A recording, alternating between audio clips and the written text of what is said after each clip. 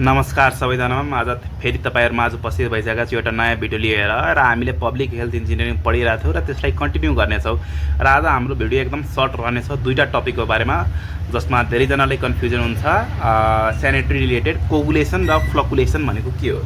कोगुलेसन भनेको के हो तपाईको coagulation is a process in which certain chemicals known as coagulants are added in water so as to neutralize the charges over the particles so that the particles can come together to increase the efficiency।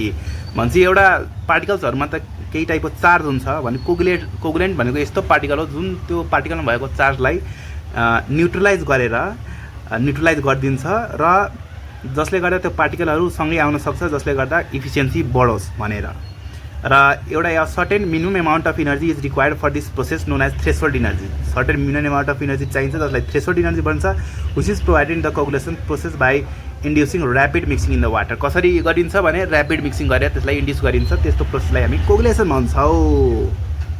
भनेपछि कोगुलेन्ट भनेको त्यस्तो टाइपको chemical हो जसले त्यो पार्टिकलमा भएको चार्जलाई neutralise गर्छ। अर्को तपाईको रहेछ फ्लोकुलेसन।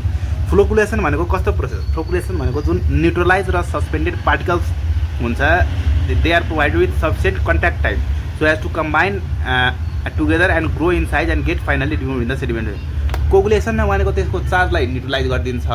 प्लस छ भने माइनस छ प्लस छ भने 0 बनाइदियो माइनस छ भने 0 बनाइदियो र सबै 0 भएपछि एक ठाउँमा कोगुलेट हुन्छ फ्लोकुलेट हुन्छ र एउटा ठुलो साइजमा ग्रो हुन्छ जुन सेडिमेसन ट्याङ्कको तल गएर बस्छ र त्यो बसेर एउटा फ्लक क्रिएट हुन्छ र in order to promote the contact between the neutralize particle so as to form bigger size floc slow mixing is done. यसमा के गरिन्छ फ्लोकुलेसन प्रोसेसमा स्लो मिक्सिङ गरिन्छ।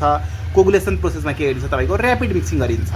ऱ्यापिड मिक्सिङ के को लागि तपाईको इनर्जी प्रोभाइड गर्न जसले गर्दा कोगुलेन्टहरुले त्यो पार्टिकलमा भएको चार्जलाई न्यूट्रलाइज गर्न सक्छ र फ्लोकुलेसनमा के हुन्छ कन्ट्याक्ट टाइम बढाउनलाई यसमा स्लो मिक्सिङ गरिन्छ र हाम्रो सर्ट भिडियो यही सकिन्छ। Thank you.